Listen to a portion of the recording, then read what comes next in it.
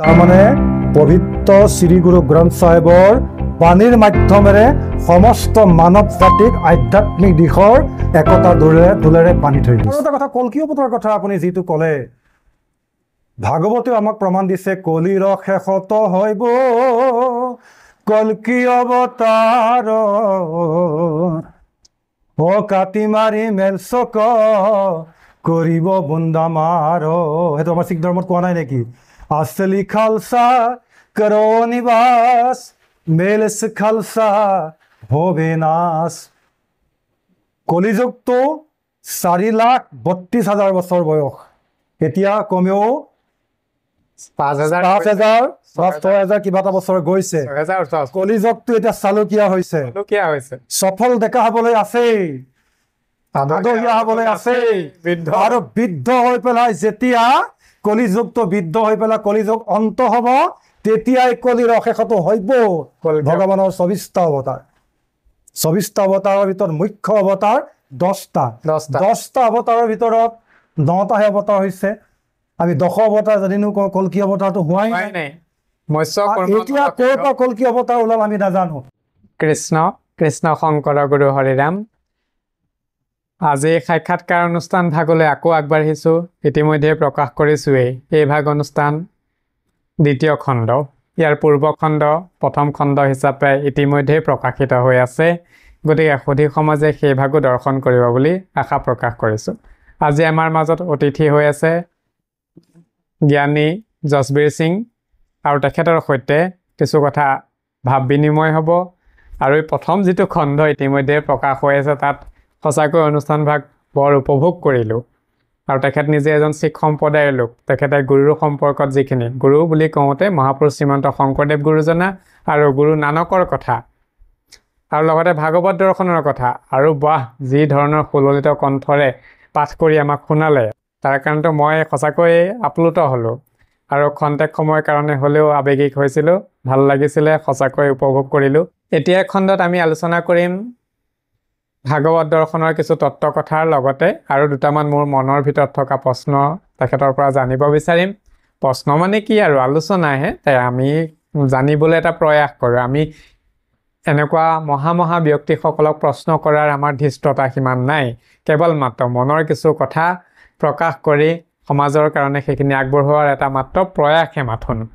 আৰু লগতে আৰু এটা কথা প্ৰকাশ কৰোঁ যে এতিয়া আমাৰ যিটো দ্বিতীয় খণ্ড সাক্ষাৎকাৰ অনুষ্ঠান হ'ব, এই সাক্ষাৎকাৰ অনুষ্ঠান ভাগত সাম্প্ৰতিক প্ৰেক্ষাপটত চলি থকা বিশেষকৈ 9 সত্ৰৰ কৃষ্ণগুৰু প্ৰেমানন্দ আশ্ৰমৰ সম্পৰ্কত বা তাৰে বাতাৱৰণত এতিয়া বা পূৰ্বতে যিখিনি কিছু কথা চৰ্চাত আছিলে, তাৰ দুই এটা কথাহে আলোচনা আনিম। মই আলোচনালৈ আনিব বিচৰাই নাছিলোঁ, তথাপিতো আজি কিছুমান ফোন কলছ আৰু লগতে ইতিমধ্যে আমাৰ যিটো পূৰ্বৰ শ্ৰদ্ধাৰ ৰুদ্ৰকান্ত বৰা ডাঙৰীয়া বাপজনৰ সৈতে যি আমাৰ বাৰ্তালাপ হৈছিলে, সাক্ষাৎকাৰ অনুষ্ঠান হৈছিলে, সেই সাক্ষাৎকাৰ অনুষ্ঠানত কিছু সংখ্যকে হয়তো এই বুলিও ভাবিব পাৰে বা ক'ব বিচাৰে যে আমি নৱবৈষ্ণৱ ধৰ্ম পৰম্পৰাৰ আদৰ্শৰে অনুপ্ৰাণিত হোৱাৰ কাৰণে প্ৰেমানন্দ বাপজনাৰ বিপক্ষে বা তেখেতক সমালোচনামূলক কিছু কথা আলোচনা কৰিছিলোঁ। মই এইটো কথা প্ৰতীয়মান গৈছোঁ যে সঁচাকৈ আমি সমালোচনা কৰিছিলোঁ, কিন্তু আমাৰ সমালোচনা গঠনমূলক হয় আৰু যুক্তিসংগত হয় আৰু শাস্ত্ৰসন্মত সিদ্ধান্তমূলক হয়। আৰু লগতে আজি এটা বা দুটা কথা তাৰ পৰা আনিলেও সেইটোহে চাব বিচাৰিম। তেখেত জ্ঞানী জছবীৰ সিং, তেখেত এজন শিখ সম্প্ৰদায়ৰ লোক, সেইটো এটা গুৰুত্বপূৰ্ণ বিষয়। তেখেতেনো প্ৰেমানন্দ প্ৰভুজনাৰ বিষয়ে বা তেখেতৰ প্ৰেমানন্দ প্ৰভুজনাৰ দৰ্শনৰ বিষয়ে কি কথা প্ৰকাশ কৰে, আৰু মহাপুৰুষ শ্ৰীমন্ত শংকৰদেৱ গুৰুজনাৰ কাৰণে তেখেতে কেনেকৈ অনুপ্ৰাণিত হ'ল, এই সম্পৰ্কত চমু এটা আভাস দিবলৈ প্ৰয়াস কৰা হ'ব। গতিকে আমি অনুষ্ঠান ভাগলৈ আগবাঢ়োঁ, আৰু প্ৰথম ভাগ অনুষ্ঠানো আপোনালোকে দৰ্শন লাভ কৰিব বুলি সেৱা ধৰিছোঁ। আৰু লগতে আপোনালোকৰ প্ৰত্যেকৰে মতামতসমূহ কমেণ্টৰ মাধ্যমেৰে আমালৈ প্ৰেৰণ কৰিব বুলি আশা প্ৰকাশ কৰি আজি এই দ্বিতীয় ভাগ অনুষ্ঠানৰ কাৰণে আগবাঢ়িছোঁ। কৃষ্ণ শংকৰ গুৰু হৰিৰাম ৰাম। কৃষ্ণ বাপ, আমাৰ নাম জ্ঞানী জছবীৰ সিং, নগাঁও বৰকুলাৰ গুৰুদ্বাৰা শ্ৰী গুৰু সিং চামন আনন্দ গুৰুদ্বাৰ মুখ্য শিখ পুৰোহিত, অৰ্থাৎ গ্ৰন্থিজী বুলি কয় শিখ ধৰ্মত। তাৰ পৰাই আপোনাৰ আমি আপোনাৰ ওচৰলৈ আহিছোঁ আপোনাৰ নিমন্ত্ৰণ সাপেক্ষে। ধন্যবাদ। কৃষ্ণ। আমি ইতিমধ্যে ইয়াৰ আগৰ খণ্ড প্ৰকাশিত ৰূপত আছেই, গতিকে আমি এটা আনুষ্ঠানিকতাৰ কাৰণেহে এই প্ৰথম স্তৰটোলৈ আহিছোঁ। বাপুজন, আমি প্ৰথমতে আপোনাৰ পৰা এভাগ কথা জানিব বিচাৰিম। আপুনি পৰিধান কৰি আহিছে ধুতি, হয় দেই, আৰু আপুনি যিখিনি শিখ ধৰ্মাৱলম্বী, মানে যিটো আমি স্বধৰ্ম বুলি কওঁ, যিটো জন্মগতভাৱে আহে, সেই স্বধৰ্মৰ সম্পূৰ্ণখিনি আপুনি থকাৰ উপৰিও আপোনাৰ ধুতিখন আছে। হয়। আৰু এই ধুতিখন পৰিধান কৰাত আপোনাৰ কিবা সামাজিক যিটো এটা ব্যৱস্থা, ধৰ্মীয় আধ্যাত্মিকতাৰ ব্যৱস্থা, তাত কিবা প্ৰশ্নৰ সন্মুখীন বা তেনেকুৱা কিবা অসুবিধা হয় নেকি? অকণমান চমুকে কওকচোন। তেনেকুৱা অসুবিধা হয়ো বা নহয়ো এনেধৰণৰ। এতিয়া ধৰক অসমৰ পৰা সুদূৰ পঞ্জাৱৰ পৰা অসমীয়া শিখসকল যেতিয়া 1820 চনতে আহি অসম মাতৃ ৰক্ষাৰ কাৰণে হাজিৰা চাকিৰ ৰণত যেতিয়া যুদ্ধ বিগ্ৰহ কৰি সৰহসংখ্যকেই বীৰগতিপ্ৰাপ্ত যিসকল বাচি থাকিল, সেইসকলে আমাৰ অসমৰ প্ৰাণী গ্ৰহণ কৰি অসমীয়া শিখৰ পাতনি মেলিল। সেই তাহানিৰ অসমীয়া শিখসকল তেখেতসকলে বিশেষ উল্লেখ কৰিব পাৰি আমাৰ এই পৰিয়ালৰ, আমাৰ দেউতাৰ পৰিয়ালৰ পুৰণ সিং গাঁওবুঢ়া, হৰি সিং গাঁওবুঢ়া, আৰু ঠিক তেনেকৈ বৰকোলা ৰঞ্জিত সিং শিক্ষক, চন্তা সিং আমি কালি পৰহি দেখিছিলোঁ, আৰু নগাঁও জিলাৰ ভিতৰতে চাপৰমুখৰ ফাগু সিংজী আৰু অন্যান্য বহুসকলে তেতিয়া শুকুলা পাগুৰি, শুকুলা দাড়ি, ধুতি আৰু পাঞ্জাবী পিন্ধিয়ে তেখেতসকলে অসমীয়া শিখল এটা সময়ত তেখেতসকলে অসমৰ মাটিত বিলীন হৈ গ'ল। এনেকৈ এতিয়া কিছুমান কথা ধৰক আমাৰ শিখ ধৰ্ম গুৰুদ্বাৰাবিলাকত আমাৰ 5টা বস্তুটো গাত থাকিবই লাগিব। এতিয়া ধৰক আমাৰ কাৰা কাংঘা, কাছা কৃপান, এইবিলাক আমাৰ 5টা বস্তু 5 গাত থাকিব লাগিব। এই 5টা বস্তু থকাৰ বাদেও ধুতিখন পিন্ধাৰ পাছত আমাৰ তেনেকুৱা কোনো ধৰণৰ আপত্তি নাহে।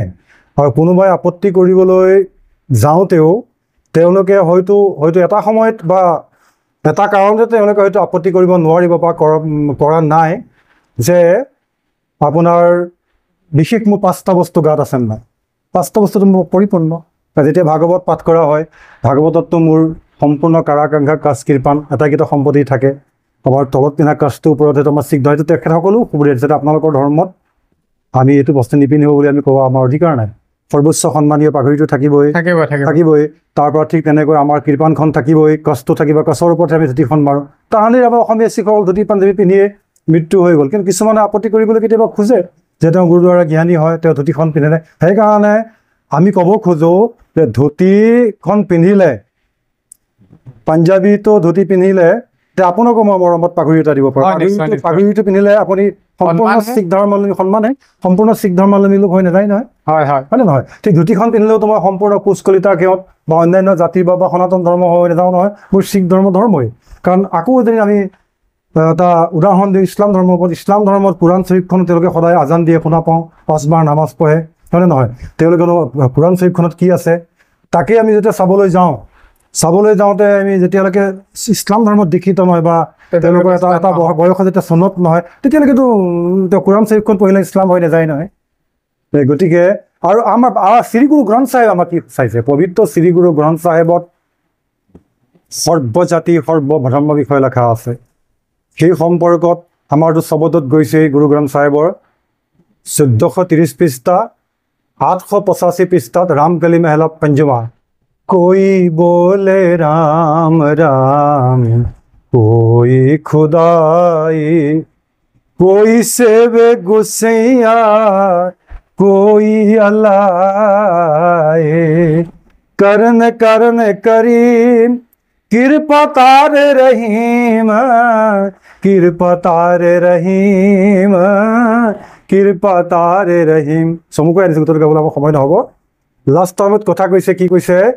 কহো নানক জিনে হুকমে পশ্চাতা, প্ৰভু সাহিব তিনে ভেদ না পায়া। জগতগুৰু নানক দেৱজীয়ে মুখনি মাৰি পেলাই কৈছে যে আমাৰ পৃথিৱীতে হিন্দু, মুছলমান, শিখ, ইছাৰী 4 জাতি 4 ধৰ্ম বিচাৰ, মৃত্যুৰ পাছত তাত কিন্তু কাৰ কি ধৰ্ম, কাৰ কি জাত বিচাৰ নহয়, কোনে কি কৰ্ম কৰিলে সেইটোৱে বিচাৰ হ'বই।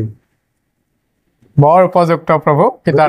সেইকাৰণে ধুতিখন পিন্ধা যদি কোনোবাই আপত্তিও কৰিছে বা কৰিবলৈ মন বা ক'ৰবাত কাৰোবাৰ আমি নুশুনাকৈ আমাক সমালোচনাও কৰিছে, তাহানিৰ আমাৰ গুৰু গ্ৰন্থ চাহেবত আমাৰ 6জন শিখ গুৰুৱে ভগৱান কৃষ্ণ বৰ্ণনা কিয় লিখিলে? মই তেওঁলোকক প্ৰশ্ন কৰিবলৈ বিচাৰোঁ আপোনাৰ মাধ্যমেৰে। কোনোবাই তেনেকৈ প্ৰশ্ন কৰিছেও মোক বা বহুতে কৰিবলৈ খোজেও বা বহুতে ক'বলৈ হয়তো সাহো কৰিব নোখোজে যে গুৰু গ্ৰন্থ চাহেবত সৰ্বজাতি সৰ্ব বিষয়ে 6জনে শিখ গুৰু, বাকী 36জন দৈৱিক প্ৰভুৰ বাণী আছে। অন্যান্যসকলৰ বাণী আমাৰ গুৰুসকলে কিয় লিপিবদ্ধ কৰিলে? তাৰমানে পবিত্ৰ শ্ৰী গুৰু গ্ৰন্থ চাহেবৰ বাণীৰ মাধ্যমেৰে সমস্ত মানৱ জাতিক আধ্যাত্মিক দিশৰ একতা দোলেৰে বান্ধি থৈ গৈছে। বৰ সুন্দৰ। তাত আপুনি আৰু কি ক'ম? একো নাই ক'বলৈ, কাৰণ আমি ঈশ্বৰে সৃষ্টি আমাক কি জাতি দিছে? মনুষ্য জাতি। মনুষ্য জাতি। কি ধৰ্ম? মানৱ ধৰ্ম। মানৱ ধৰ্ম। গতিকে আজি আপুনি শিখ, মই হিন্দু, কোনোবা মুছলমান, কোনোবা খ্ৰীষ্টান। যেতিয়া মই এইটো উদাহৰণ প্ৰায়ে দিওঁ ব্যাখ্যা অনুষ্ঠান, যেতিয়া আমি ব্যাখ্যা কৰিবলৈ যাওঁ, যে এইখিনি জাতি আমি নিজে বনাই লোৱাহে। এইখিনি ধৰ্ম আমি বনাই লোৱা। যেতিয়া এজন খ্ৰীষ্টানৰ তেজ আনি এজন ইছলামৰ দেহত দিয়া যাব, এজন ইছলামৰ তেজ আনি পেলাই যদি এজন হিন্দুৰ দেহত সোমোৱাই দিয়া যাব, তেজে বাদ বিচাৰ নকৰে যে মই খ্ৰীষ্টানৰ পৰা আহিছিলোঁ নে মই ইছলামৰ পৰা আহিছোঁ। তেজৰ ধৰ্ম কি? মোৰ ব্লাড গ্ৰুপৰ সৈতে মিলিছে, মই গ্ৰহণ কৰিছোঁ। কোনোবা এজনৰ তেজ দৰকাৰ হ'ল, ইছলাম ধৰ্মীয় লোক এজনে দি আছে, তাত বোলে নহয় ইছলাম ধৰ্মীয় লোকটোৰ তেজ লৈছে বা খ্ৰীষ্ট ধৰ্মৰ লোকৰ তেজেই। ডক্টৰ ভূপেন হাজৰিকাই গাইছে, মোক এজন বগা মানুহ লাগে যাৰ ৰক্ত বগা, মোক এজন কলা মানুহ লাগে যাৰ ৰক্ত কলা, যদি দিব পাৰা প্ৰতিদান দি বিচৰা হক মূল্য পাব পাৰা। বগা মানুহ কোলা মানুহ আনি দিব পাৰিব, বগা আৰু কোলা ৰক্ত আনি দিব পাৰিব। সেইকাৰণে জগতগুৰু কৃপাল গুৰু শংকৰদেৱ গুৰুজনাই ক'ব পাৰিছিল, ওবা নৰলোক হৰি ভজিও। ভূপেন হাজৰিকাৰ আৰ্হিতে তেওঁ সেই বৰগীতটো বা গানটো গাই পেলাই গুৰুজনাৰ পাণ্ডিত্য হৈ পেলাই সেইটো কৈছে, সেইটো নহয়। কিন্তু গোটেই বস্তুবিলাক ভূপেন হাজৰিকাৰ গানটোত কিমান আধ্যাত্মিকতা সোমাই আছে। ঠিক তেনেকৈ সুৰতে সুৰ মিলি গুৰু নানক দেৱজীকো সুধিছিলে, এজন নহয় দুজন নহয় সৰু সৰু ৰাজ্যৰ 300জন হিন্দু কৈদিক গুৰু নানক দেৱজীৰ যেতিয়া আৱিৰ্ভাৱ ধৰ্ম প্ৰচাৰ প্ৰসাৰত লাগি আছিল, গুৰু নানক দেৱজীয়ে লগত বালা আৰু মৰ্দানা আছিল। জগতগুৰু কৃপালগুৰু শংকৰদেৱ গুৰুজনাৰ যেতিয়া প্ৰিয় শিষ্য চান্দ খাই মুছলমান আছিল, গুৰু নানকৰ প্ৰিয় শিষ্য মৰ্দানা মুছলমান আছিল। দুইজন মহাপুৰুষৰ ধৰ্ম কাহিনী জন্ম বিতন্তা। গুৰু নানক দেৱজীৰ শংকৰদেৱৰ দিনৰ দিনত মহাৰাজা নৰনাৰায়ণ আছিল, তেওঁ পাছত গম পালে, তেওঁ জগতৰ ঈশ্বৰৰ অৱতাৰী বুলি গম পালে কৃপাল গুৰুজনাক। গুৰু নানকৰ দিনত কোন আছিল? বাবৰে হিন্দুস্তানৰ ওপৰত যিটো অত্যাচাৰ কৰিছিল, আৰু পৃথিৱীত চব ধৰ্মতে চব জাতিতে ভাল আৰু বেয়া দুয়োটাই আছে। গতিকে গুৰু নানক দেৱজীক যেতিয়া তাত বন্দী হ'লগৈ, মই নিজেই বন্দী হ'বলৈ আহিছোঁ, 300জন কৈদিক 3 দিনৰ মূৰত এসাঁজ খাবলৈ দিছিলে বাবৰে। তেতিয়া জগতগুৰু নানক দেৱজীক কৈছিলে যে এজন সৌম্য মূৰ্তিৰ মহাপুৰুষ আহিছে, লগত বালা আৰু মৰ্দানা আহিছে, তেওঁ দেখোন জাত মানে আমাৰ অসমীয়াত জাতা বুলি কয়, গুৰুমুখী ভাষাত চাক্কি বুলি কয়। তাত মানে জাহাংগীৰ বাদশ্বাহে কি কৰিছিলে, 300জন হিন্দু কৈদিক তেখেতে যিটো মানে বাট আছিল যে তাত মাহ আৰু আপোনাৰ ঘেঁহু দিছিলে, তাক পিচিবলৈ লগাই দিছিল, শাস্তি দিছিল। তাৰমানে 2 দিনৰ মূৰত এদিন খাবলৈ দিছিল। তেতিয়া গুৰু নানক দেৱজীয়ে 300জন হিন্দুৰ ৰজাক মুক্তি দিব লাগিব, তাত মই নিজেই যাম। গুৰু নানক দেৱজীয়েও বাবৰৰ বহুত আছিল, ঘোঁৰা আছিল ৰজা। যেতিয়া ঘোঁৰাবিলাকক গুৰু নানক দেৱজী জগতৰ ঈশ্বৰৰ অৱতাৰী, পূৰ্ণকলা অৱতাৰী। কাৰণ গুৰু নানক দেৱজীৰ তুলনা আধ্যাত্মিক দিশত একেশ্বৰবাদৰ ওপৰত কৃপাল গুৰু শংকৰদেৱ গুৰুজনাৰ লগততো মিলেই, তাৰ বাদেও গুৰু নানকৰ সঁচা অৰ্থত ক'বলৈ গ'লে নীতি আদৰ্শ ভগৱান কৃষ্ণৰ লগতো মিলে। গতিকে এই তেখেতে নিজেই ঘাঁহ কাটিছিলে, গুৰু নানক দেৱজীক শাস্তি দিছিলে, মূৰত ঘাঁহৰ বোজা লৈছিলে। তেতিয়া গুৰু নানক দেৱজীক কৈছে যে আপোনাকতো মুক্তি দিয়া হওক, আমি যিটো আপোনাক বুজি নাপায় ভুলতে আবদ্ধ কৰিছিলোঁ, বাবৰলে কৰে, আপুনিতো এতিয়া এজন আল্লাহক আমি আবদ্ধ কৰি ৰাখিছিলোঁ, কাক এতিয়া আমি, এইটো পুৰাতন জনম চাকিৰ কথা, আপুনি মুক্তি দিছিলোঁ ন, মই আপুনি মুক্তি নলওঁ। বোলে কেনেকৈ? বোলে এই যে সৰু সৰু ৰাজ্যৰ এজন নহয় দুজনৰ 300জন কৈদিক আপুনি আবদ্ধ কৰি তেওঁলোকক মুক্তি দিয়ক। তেতিয়া গুৰু নানকৰ কথা মতে তেওঁলোকক মুক্তি দিলে। আৰু তেতিয়া গুৰু নানক দেৱজীক সুধিছিলে যে অলপ যিটো ভূপেন হাজৰিকা গান গোৱা হ'ল, আমাৰ গুৰুজনাই কৃপাল গুৰু আমাৰ গুৰুজনাই ক'লে দেই, কৃপালো আমাৰ গুৰুজনাই ক'লে, ওবা নৰলোক হৰি ভজিও বুলি কৈছে। গুৰু নানক দেৱজীক সুধিলে আপুনি কি দেখিছে? আপোনাৰ মুক্তি দিয়া হ'ল 300জন কৈদিকটো মুক্তি দিয়া হ'লেই তাৰ বাদেও আপুনি কি দেখিছে এতিয়া গুৰু নানক দেৱজীয়ে কৈছিল মই ইয়াত হিন্দু দেখা নাই ইয়াত মুছলমান দেখা নাই শিখ দেখা নাই ইছাই দেখা নাই দেখিছোঁ কেৱল মানুহ দেখিছোঁ কেৱল মানুহ গতিকে সেইটোৱেই মূল তত্ত্ব শংকৰদেৱ জগতগুৰুজনাৰ গুৰু নানক জগতগুৰুজনাৰ মূল তত্ত্ব বৰ সুন্দৰকৈ উপস্থাপন কৰিছে প্ৰভু কৃতাৰ্থ হৈছোঁ আমি এটা বৰ্তমান প্ৰেক্ষাপটৰ এটা কথা মাজতে লৈ লওঁ নিশ্চয়কৈ আমাৰ চৰ্চাত আছে ইতিমধ্যে আমাৰ ৰুদ্ৰকান্ত বৰাদেৱে এটা সাক্ষাৎকাৰত ইতিমধ্যে এই বিষয়ে চৰ্চা কৰি থৈ গৈছে হয় হয় তথাপিতো মই আপোনাৰ পৰা এটা জানিব বিচাৰিম যিহেতু এইকাৰণে জানিব বিচাৰিছোঁ মূল কথাটো এইটোৱেই মই এইটো কৰিব বিচৰা নাই যে মই কৃষ্ণগুৰু সেৱা আশ্ৰমৰ নসত্ৰৰ প্ৰতিষ্ঠিত হয় প্ৰেমানন্দ বাপজনাৰ কিবা সমালোচনা কৰিছোঁ মই এইটো কৰিব বিচাৰিছোঁ যে যেনেকৈ শ্ৰীমন্ত শংকৰদেৱ গুৰুজনাৰ আদৰ্শৰ অনুপ্ৰাণিত হোৱা ৰুদ্ৰকান্ত বৰা এজন অসমীয়া জাতিৰ লোকে যিখিনি কথা কৈ গ'ল আজি আপুনি শিখ সম্প্ৰদায়ৰ লোকে এই কথাখিনিক আপুনি কেনেকৈ ল'ব যিহেতুকে মই মানি ল'ব পাৰিম যে ঠিক আছে ৰুদ্ৰকান্ত বৰা বা আমি শংকৰদেৱ গুৰু আদৰ্শিত অসমীয়া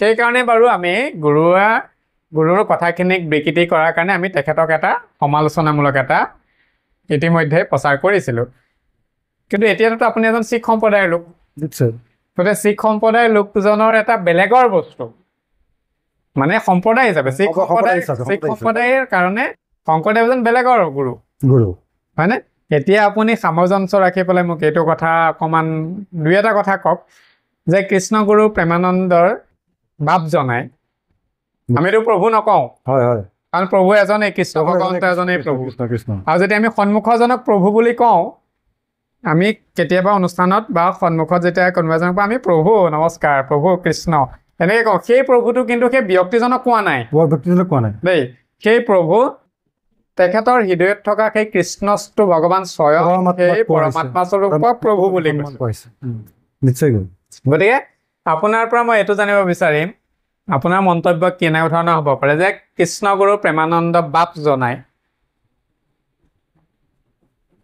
নিজকে কল্কি অৱতাৰ বুলি কৈছে অকণমান কওকচোন তেখেত কল্কি হয়নে নে অন্য কিবা কৃষ্ণগুৰুৰ সেৱা আশ্ৰম প্ৰেমানন্দ প্ৰভুজনাক বুলি বহুতে প্ৰভুজনাই কয় বাপজনা আমিও বাপেই ক'ম আমাৰ শ্ৰীমন্ত শংকৰদেৱ জগতগুৰুজনাই আমাক ক'বলৈ শিকাইছে পুৰুষসকলক বাপ আইসকলক মহিলাসকলক আই গতিকে আমি সকলোকে বাপেই ক'ম আৰু আমাৰ শিক্ষকসকলকো একেটা কথাই কৈছে খালছাজী বা গুৰু নানক দেৱজীয়ে খালছা সদাচাৰী পবিত্ৰজন এতিয়া কথা হৈছে কি আপুনি যিটো প্ৰশ্নও হ'ব পাৰে বা যিটো আপুনি আমাৰ পৰা জানিবলৈ বিচাৰিছে ইয়াত কথা হৈছে পাটিয়ালা বিশ্ববিদ্যালয়ত জগতগুৰু শংকৰদেৱ গুৰুজনাৰ এখন আসন প্ৰতিষ্ঠা আছে গুৱাহাটী বিশ্ববিদ্যালয়ত জগতগুৰু নানক দেৱজীৰ আপোনাৰ আসন প্ৰতিষ্ঠা আছে আজি যদি মই অসমৰ আপুনি কৈছে তাতে অন্য সম্প্ৰদায় হয় মই শিখ ধৰ্মাৱলম্বী লোক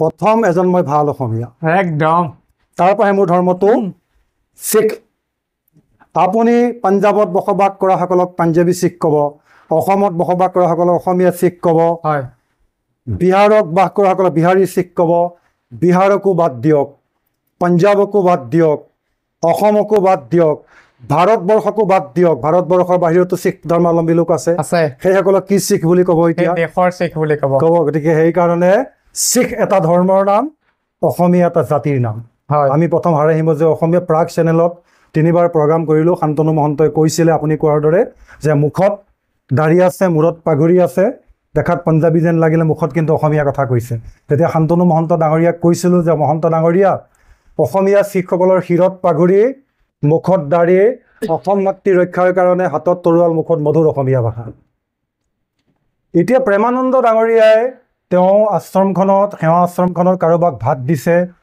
তেওঁ আশ্ৰমত যোনে পঢ়ি আছে কাৰোবাক দৰমহা দিছে কিবা কৰিছে তেওঁ সুন্দৰভাৱে কৰিছে কিন্তু আমাৰ কৃপালু গুৰু জগতগুৰু শংকৰদেৱ গুৰুজনাক যি বাণী যি লিখনি যি তেখেতৰ কলম আৰু আমি নাভাবোঁ যে দ্বিতীয়টো কলম গুৰুজনাৰ পদ গুৰুজনাৰ ঘোষা বা যিয়ে নহওক যিটোত বিকৃতি কৰিছে বা যিটোত গুৰুজনাৰ কিছু লৈ বা তাত নিজৰ কিছু সোমোৱাই দিছে, এইটো এটা বৰ দুৰ্ভাগ্যজনক কথা আজিৰ সময়ত যুগত। আৰু তেনেকুৱা মানুহক, তেনেকুৱা ব্যক্তিক আমি প্ৰভু ভগৱন্তৰ ওচৰত প্ৰাৰ্থনা কৰিছোঁ আৰু তেওঁক ঈশ্বৰে সুমতি সুজ্ঞান দিয়ক, আৰু যাতে আমাৰ কৃপালু গুৰুজনাই যি কলম ধৰিলে আৰু দ্বিতীয়টো কলম আৰু তেনেকুৱা নাই বুলি আমি ভাবোঁ। আৰু লগতে আৰু এটা কথা, কল্কি অৱতাৰৰ কথা আপুনি যিটো ক'লে, ভাগৱতেও আমাক প্ৰমাণ দিছে, কলিৰ শেষত হইব কল্কি অৱতাৰ, কাটি মাৰি মেলচক কৰিব বুন্দামাৰ। সেইটো আমাৰ শিখ ধৰ্মত কোৱা নাই নেকি? আছলি খালসা কৰো নিবাস, মেলচ খালসা ভবে নাশ। কলিযুগটো 4,32,000 বছৰ বয়স, এতিয়া কমেও 5,000 বা 6,000 কিবা এটা বছৰ গৈছে। কলিযুগটো এতিয়া চালুকীয়া হৈছে, সফল ডেকা হবলৈ আছেই, আদহীয়া হবলৈ আছেই, আৰু বৃদ্ধ হৈ পেলাই যেতিয়া কলিযুগটো বৃদ্ধ হৈ পেলাই কলিযুগ অন্ত হব, তেতিয়াই কলিৰ অশেষতো হইব ভগৱানৰ 24টা অৱতাৰ। 24টা অৱতাৰৰ ভিতৰত মুখ্য অৱতাৰ 10টা। 10টা অৱতাৰৰ ভিতৰত 9টাহে অৱতাৰ হৈছে। আমি 10 অৱতাৰ যদিনো কওঁ, কল্কি অৱতাৰটো হোৱাই নাই। এতিয়া ক'ৰ পৰা কল্কি অৱতাৰ ওলাল আমি নাজানো। তেনেকুৱা মানুহক বুলি নকওঁ, যোনে কৰিছে তেওঁৱে হওক বা কোনোবা বেলেগে হওক, আগতেও গুৰুজনা জগতগুৰু শংকৰদেৱ গুৰুজনা কৃপালু গুৰুজনাৰ বিষয়ে আমাৰ চিৰনমস্য। গতিকে এই গুৰুজনাৰ বিষয়ে বহুত ফেচবুকত বেয়া ধৰণৰ লিখিছে। তাত তেতিয়া শ্ৰীমন্ত শংকৰদেৱ সংঘৰ আমাৰ পদাধিকাৰ প্ৰধান সম্পাদক বাবুল বৰা, পদাধিকাৰ প্ৰভু ভৱেন্দ্ৰনাথ ডেকা, আৰু এতিয়াও বৰ্তমান পদাধিকাৰ প্ৰভু ভৱেন্দ্ৰনাথ ডেকা, বা পদাধিকাৰ এতিয়া আমাৰ প্ৰধান সম্পাদক কুশল ঠাকুৰীয়ে এখনক মই ফোন কৰোঁ, বাট আমি ধৰ্মৰ নামত, জাতিৰ নামত গুৰু কেনেকৈ নিন্দা কৰিলে। নামৰ 10টা অপৰাধ আছে কীৰ্তনত, তাৰ ভিতৰত গুৰুক নিন্দা কৰাটো মুখ্য অপৰাধ। নাম অপৰাধ হয়, ভকত নিন্দা কৰা মুখ্য অপৰাধ, নাম অপৰাধ, গুৰুক নিন্দা কৰিলে। আৰু এই সম্পৰ্কত যোনেই নহওক, আমাৰ সেৱা আশ্ৰম, কৃষ্ণগুৰু সেৱা আশ্ৰমৰ বাপজনাই তেনেকৈ যেতিয়া কৰিছে যেন তেওঁ নিজে কল্কি অৱতাৰ বুলি কৈছে, আমি ভাবোঁ কল্কি অৱতাৰ হ'বলৈ এতিয়া আৰু বহুত লাখ লাখ লাখ লাখ বছৰ আছে। 9টা অৱতাৰ হৈ গৈছে, ভগৱানৰ 24টা অৱতাৰ হৈছে। আৰু কিবা আধ্যাত্মিক দিশৰ কাৰণত ভগৱানে 24টা অৱতাৰ লৈছে, আৰু এই 24টাৰ ভিতৰত 10টা মুখ্য অৱতাৰ, তাৰ ভিতৰতে কলিৰ শেষতো হইব কল্কি অৱতাৰ হ'বহে, এতিয়াও হোৱা নাই। কাটি মালি মেলচক কৰিব বুন্দামাৰ। আকৌ কৈছোঁ, কলিযুগটো চালুকীয়া হৈছে, আদহীয়া হ'বলৈ আছেই, কলিযুগটো বৃদ্ধ হ'বলৈ আছে। বৃদ্ধ হৈ কলিযুগে যেতিয়া চকু মুদিব, তেতিয়াই আকৌ পুনৰ সত্য প্ৰৱৰ্তক হ'ব।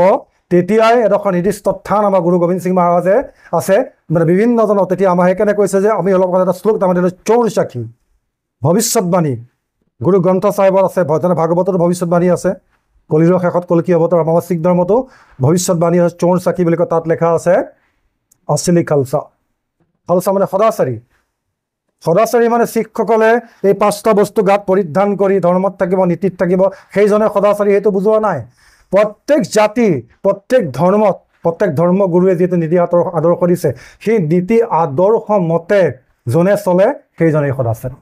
সেই সদাচাৰীজনক ৰক্ষা কৰিবলৈ কলিৰ শেষত আছলি খালসা, খালসা মানে পবিত্ৰ সদাচাৰী, আছলি খালসা কৰো নিবাস, মেলেচ খালসা হবে নাশ। মেলেচ মানে যিবিলাকে গুৰুক নিন্দা কৰে। আৰু তেনে মানুহকতো যোনেই নহওক আমি ঘৃণা কৰোঁ, আমি ঘৃণা চকুৰে চাওঁ, আমি ঘৃণা কৰোঁ। কাৰণ দয়ালু গুৰু, কৃপালু গুৰু চাংখাই প্ৰভুৱে ইছলাম ধৰ্মীয়, তেওঁ দৰ্জী আছিল। তেওঁ শংকৰদেৱে যেতিয়া গুৰুজনাই জগত গুৰুজনাই যেতিয়া ভাগৱত পাঠ কৰি আছিল, তেখেতে তেওঁৰ 4খন হাত দেখা পাইছিলে। তাৰ আগত এটুকুৰা কাপোৰ দিছিলে যে মোৰ ধুতিৰ ওপৰত পিন্ধা, চানখাই তুমি এটা কামিজ চিলাই আনিবা। তেওঁ জোখ ল'বলৈ পাহৰিলে। গুৰুজনাক যেতিয়া তেওঁ দুৱাৰখন কানি দৌৰ হৈ আছে, এনেকৈ ফাকত দেখোন 4খন হাত দেখা পাইছে। শংকৰদেৱ কৃপালু গুৰুজনাৰ 4খন হাতৰ সৈতে চোলা এটা চিলাই আনিছে। কাৰ এনেকুৱা ঐশ্বৰিক শক্তি আছে? গতিকে সেই গুৰুজনাকে 4টা হাতৰ সৈতে যেতিয়া চোলাটো দিলে, সেই তুমি কি কৰিলা?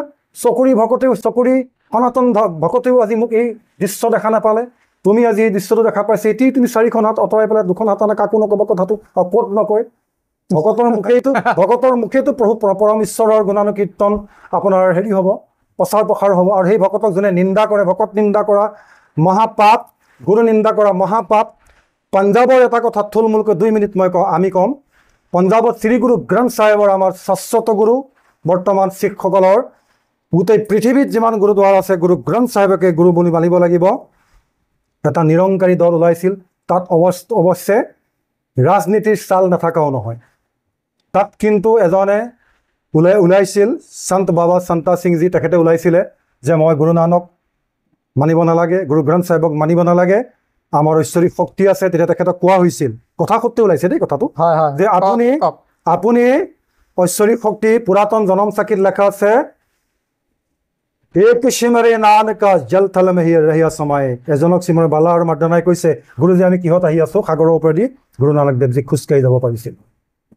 ছবি সহ দিছে, গুৰু নানক দেৱজী সাগৰৰ ওপৰেদি খোজকাঢ়ি যাব পাৰিছিল, আপুনি সাগৰ বিচাৰিব নালাগে। সন্তা সিঙক কৈছিলে, আপুনি যদি গুৰু নানকৰ অৱতাৰ হয়, দ্বিতীয় অৱতাৰ হয়, গুৰু নানকক মানিব নালাগে, আপোনাক মানিব লাগে, শ্ৰী গুৰু গ্ৰন্থ চাহেবক মানিব লাগে। তেতিয়াহ'লে আপুনি কি কৰক? অমৃতসৰ দৰবাৰ চাহেবৰ যিটো পুখুৰীৰ ওপৰত সোণৰ মন্দিৰ আছে, হৰমন্দিৰ চাহেব, সেই পুখুৰীটোৰ ওপৰেদি আপুনি খোজকাঢ়ি চাওকচোন। তেতিয়া সেইখিনি সময়তে বাবা সন্তা সিং পলায়ন কৰিছিল আৰু তেওঁক ধৰি তেতিয়া মানে নিয়াসকলে লৈ গ'ল, ক'লৈ নিলে সেইখিনি আমি নকওঁ ইয়াত। ঠিক তেনেধৰণৰ আজি কৃপালু গুৰুজনাক দ্বিতীয়টো কলমধেনি আৰু আহিছে, আৰু তেখেতৰ বাণী হৈছে আমাৰ ভাগৱতৰ বাণী, বৰগীত বা যিমান যি তেখেতে আমাক দি থৈ কি নিদিয়াকৈ আছে। সৰ্বগুণাকৰ, সৰ্বকালৰ সৰ্বশ্ৰেষ্ঠ সৰ্বগুণাকৰ জগতগুৰু শ্ৰীমন্ত শংকৰদেৱ গুৰুজনা। এই গুৰুজনাক যেদিন কোনোবাই তেখেতৰ কলমটোতকৈ শ্ৰেষ্ঠ কলম এটা বেলেগ ওলাইছে আমি নাজানো, কিন্তু তেখেতে এটা শাস্ত্ৰৰ কিছুমান বস্তু বিকৃতি কৰিছে। কলিৰ পৰম ধৰ্ম জানা হৰি নাম, শংকৰে ৰচিলে তাকে বোলাৰাম ৰাম। সেইটোতো কলিৰ পৰম ধৰ্ম কৃষ্ণ গুৰুৰ নাম, যিজনে জপয় তাৰ পুৰে মনস কাম, এনেকে বুলি লিখিছে। মানে কাৰ কথা জপ কৰাৰ কথা কৈছে?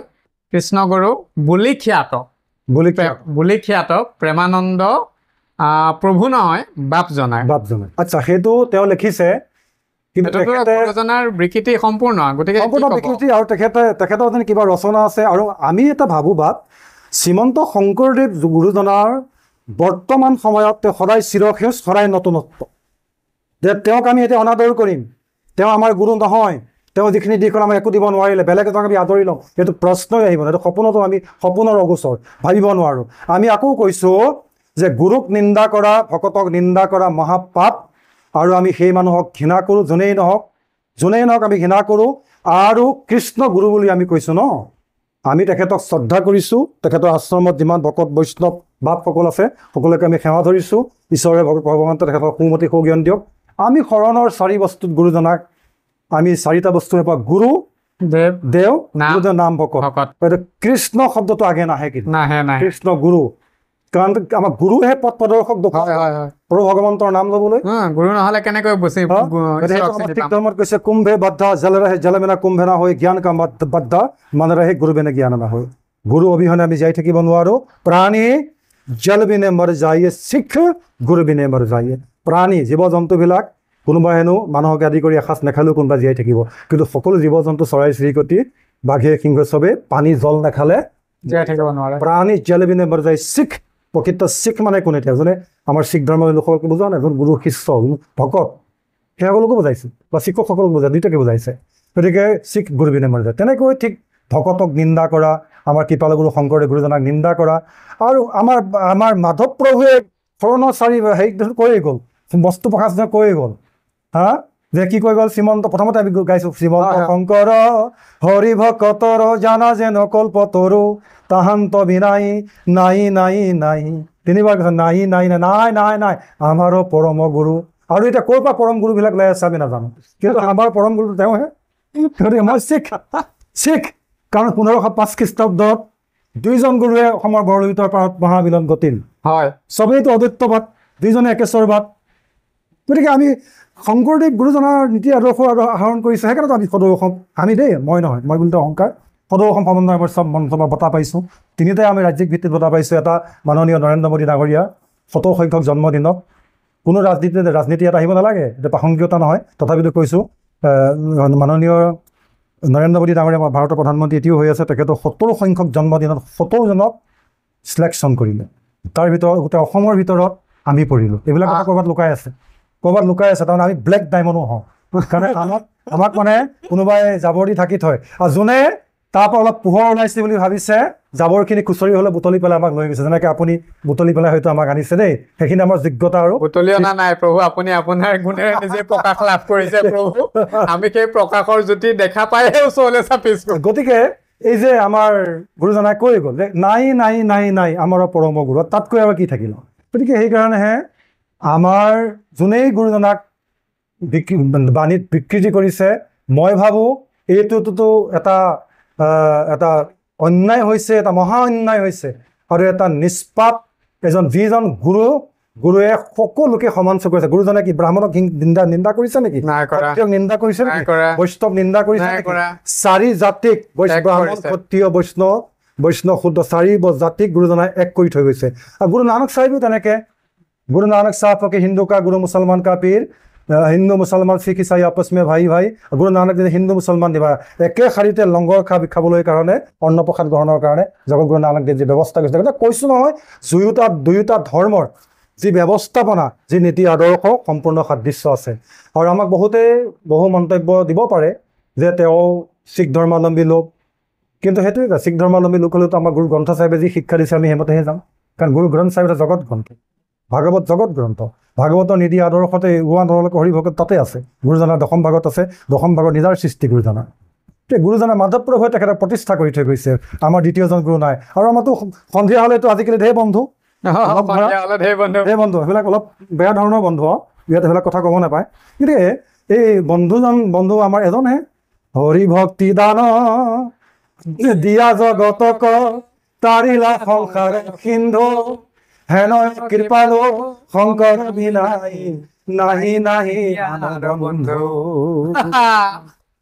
আন বন্ধু হ'বই নোৱাৰে এজনেই বন্ধু এজনেই গুৰু আৰু সেই গুৰুক কোনোবাই নিন্দা কৰিছে সেই গুৰু বাণীক কোনোবাই বিকৃত কৰিছে গতিকে সেইকাৰণে শৰণৰ চাৰি বস্তুত গুৰু দেও নাম ভকত গুৰুৱে পদৰ আগেই কেতিয়াও কৃষ্ণ হ'ব নোৱাৰে কৃষ্ণ গুৰু আমি কৈছোঁ কিন্তু কৃষ্ণ আগে হ'ব নোৱাৰে আগে গুৰু হ'ব লাগিব গুৰুৱে আমাক পদক হ'ব লাগে তেওঁৰ নাম লোৱা মোৰ নাম নহয় দেই তেওঁ আপুনি গোবিন্দ আৰু গুৰুক একেলগে খাৰা কওক প্ৰথম কাক সেৱা কৰিব প্ৰথম গুৰুক গুৰুহে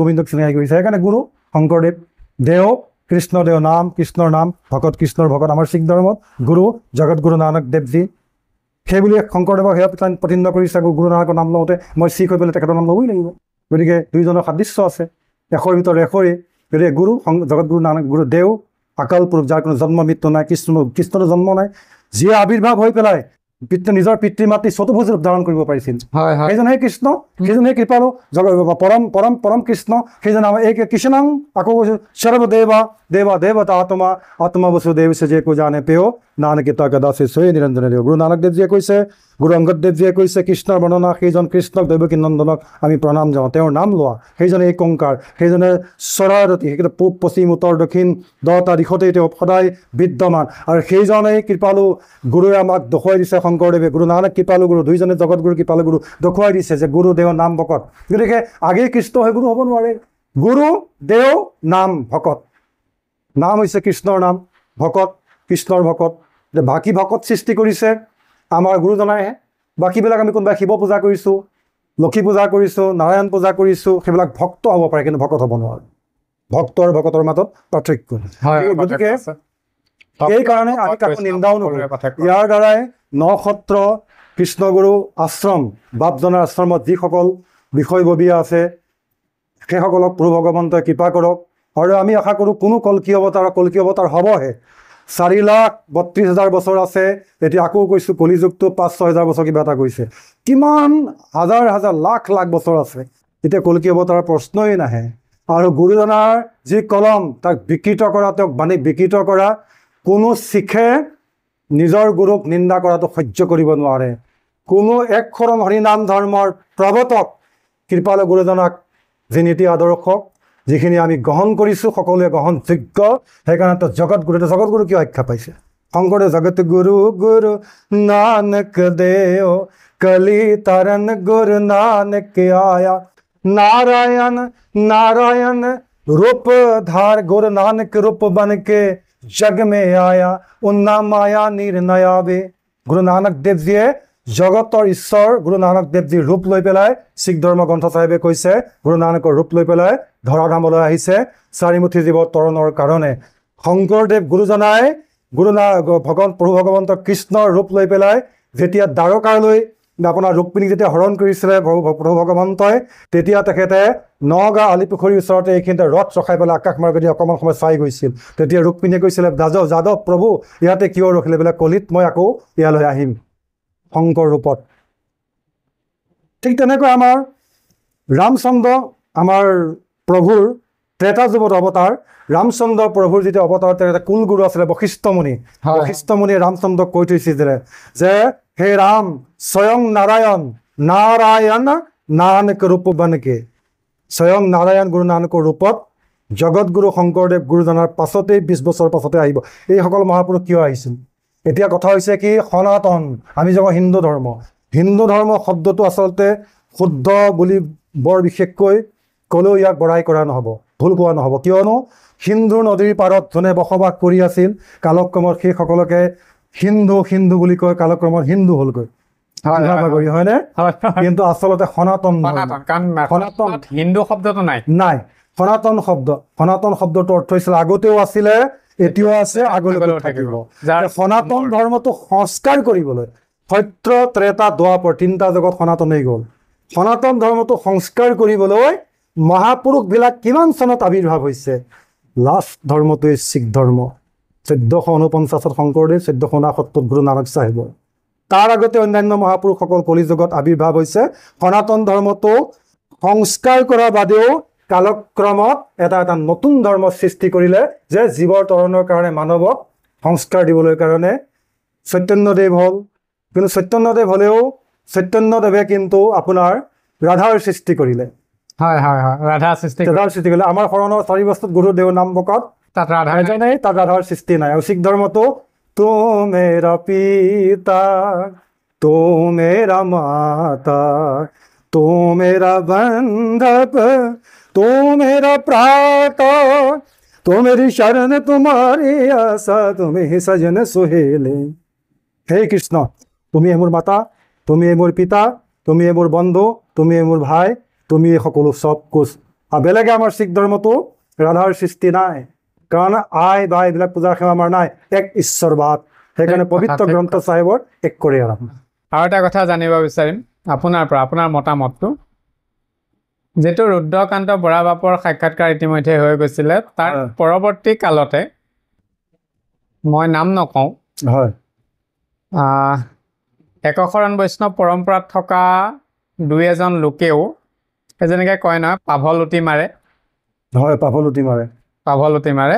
ঠিক তেনেকৈ পাভলুটি মাৰি কৃষ্ণগুৰু প্ৰেমানন্দৰ অকণমান প্ৰশংসাহে কৰিছে যে তেওঁক সমালোচনা কৰিব নালাগে, তেওঁ এজন গুৰুস্থানীয় লোক হয়, তেখেতে যি কৰিছে সমাজৰ কাৰণে ভাল কৰিছে। কিন্তু সমাজৰ কাৰণে যিখিনি বেয়া কৰিলে, উদাহৰণস্বৰূপে পোনপটীয়া বেয়া কৰা নাই, কিন্তু গুৰুৰ কলমত হাত দিছে। তথাপিতো যে এই একশৰণীয়া 2-এজন সমাজত পৰিচিত ব্যক্তিয়েও তেওঁক সমালোচনা কৰিব নালাগে, তেওঁক কটু বচন ক'ব নালাগে, তেখেতক দুখ দিয়াটো পাপহে হৈছে, এনেকুৱা ধৰণৰ মন্তব্য কিছুমান ভিডিঅ'ৰ মাধ্যমেৰে প্ৰকাশ কৰি আছে।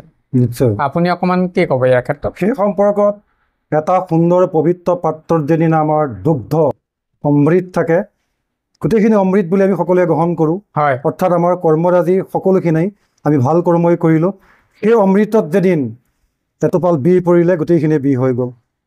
গতিকে আমাৰ যি কৰ্মৰাজি যিখিনি কৰিছোঁ, ধৰ্ম প্ৰসাৰ কৰিবলৈ যাওঁতে জগতগুৰু শংকৰদেৱ গুৰুজনাৰ একশৰণ হৰিনাম ধৰ্ম প্ৰসাৰ কৰিবলৈ যাওঁতে মুক্ত কণ্ঠে আৰু দেম সাহসত কৰিব লাগিব।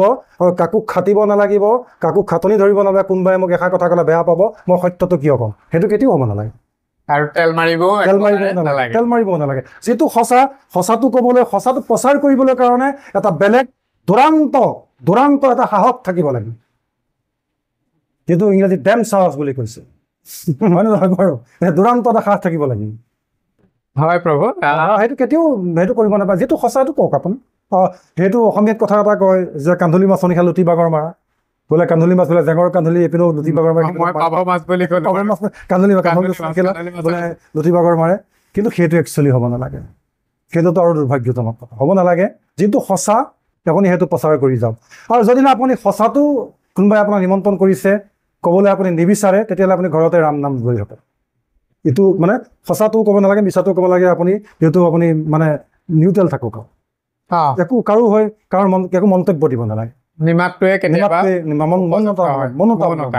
মনতা অৱলম্বন। বাৰু কৃষ্ণ, মই অকণমান আহাৰৰ কথা এটা জানিব বিচাৰিম। আপুনি আজি ৰাতিপুৱা যেতিয়া অহাৰ সংক্ৰান্তত মই ফোনত যোগাযোগ কৰিছোঁ, মই তেতিয়া আপোনাক সুধিছিলোঁ যে আপুনি আহাৰ কেনেকৈ ল'ব, আপুনি তেতিয়া নিৰামিষ বুলি ক'লে। হয়, আমাৰো যিহেতু বৈষ্ণৱ পৰম্পৰাত এটা আহাৰ বিচাৰ কথা এটা আহি পৰে।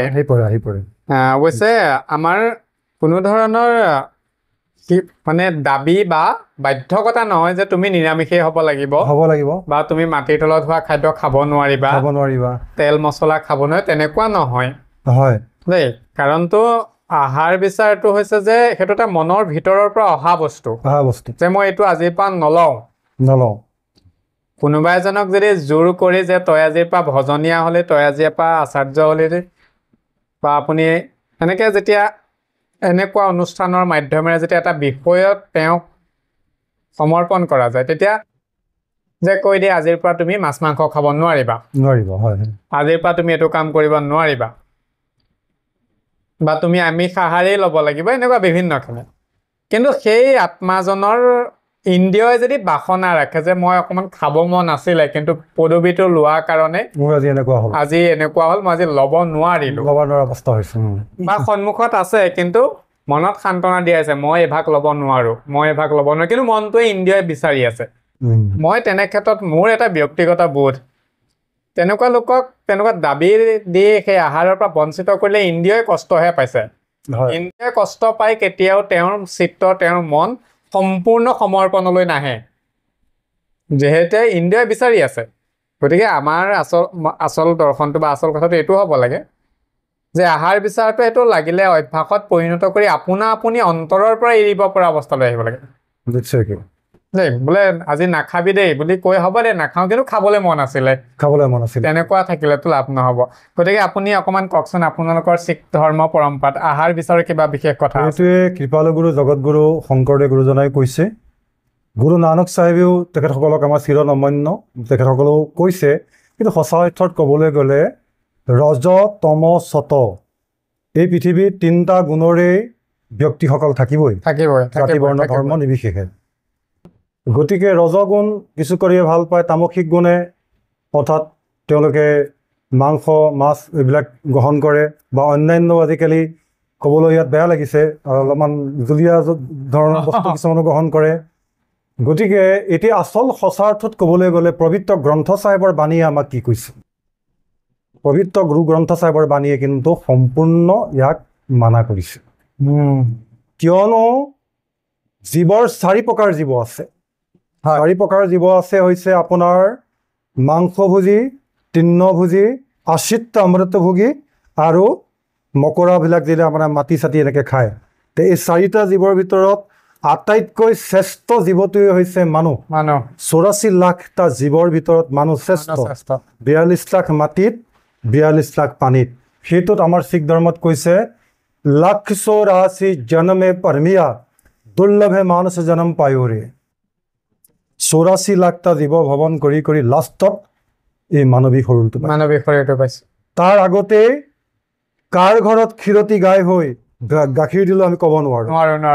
কাৰ ঘৰত আকৌ পঠা ছাগলী হৈ পেলাই শাক্তসকলে বলি দিয়ে, বলি খায়, বা দুৰ্গা গোসাঁনী আগতো বলি দিয়ে তেওঁলোকে, কিমানে আকৌ বলি গ'লো পঠা ছাগলী হয় তাক আমি ক'ব নোৱাৰো।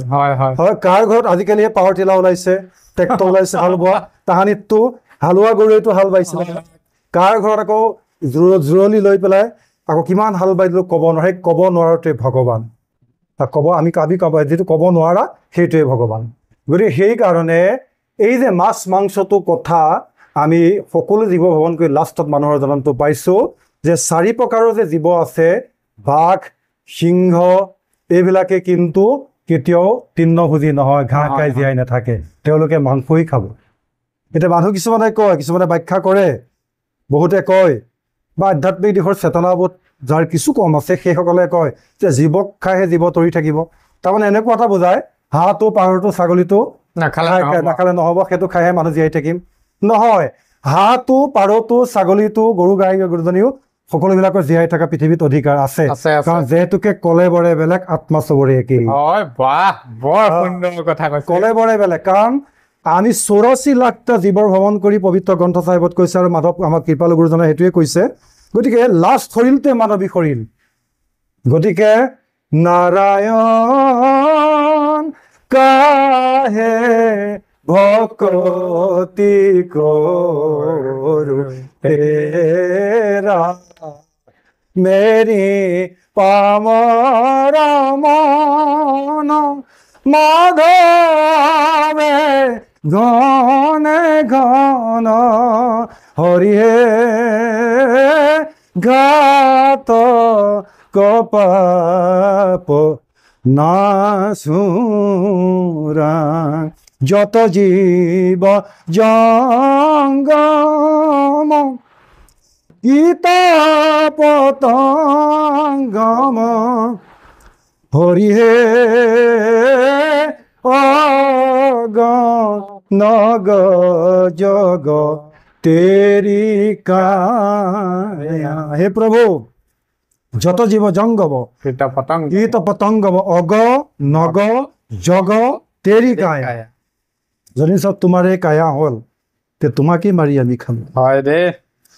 গতিকে আমাক মানৱ জাতিটো ভকতটো হ'বই লাগিব। তাৰ আগতে প্ৰথম মানুহ হৈ থাকোঁতে আমি অসত্য অমৃতভোগী হ'ব লাগিব। অসত্য অমৃতভোগী মানে চাউলক কেঁচাই কেঁচাই আমি গ্ৰহণ কৰিব নোৱাৰোঁ, দাইলক কেঁচাই কেঁচাই গ্ৰহণ কৰিব নোৱাৰোঁ, তাক সিদ্ধ কৰি 3টা উধান সদায় জ্বলি আছে। সেই 3টা উধান 3টা ইটা 3টাতে আমি চৰুটো দিওঁ। তাহানিৰ দেই আজিকালি গেছ হৈছে, হিটাৰ হৈছে, কিবা হৈছে, তাহানিততো সেইবিলাক নাই মহাভাৰত ৰামায়ণৰ যুগত। গতিকে সেই 3টা উধানত 3টা উধান সদায় পৰি আছে আমাৰ কাৰণেই ওপৰৰ চৰুটোত যদিন।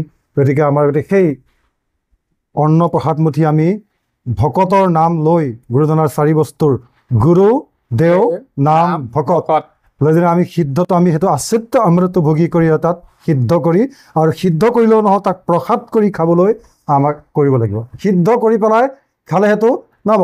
বোলে ভাত কেইটামান খাইছোঁ, কি খাইছোঁ আমাক খাব লাগে, সেইটো অসুৰৰ খানা। অসুৰৰ খানা 3টা উধান আমাৰ কাৰণে সদায় পৰি আছে।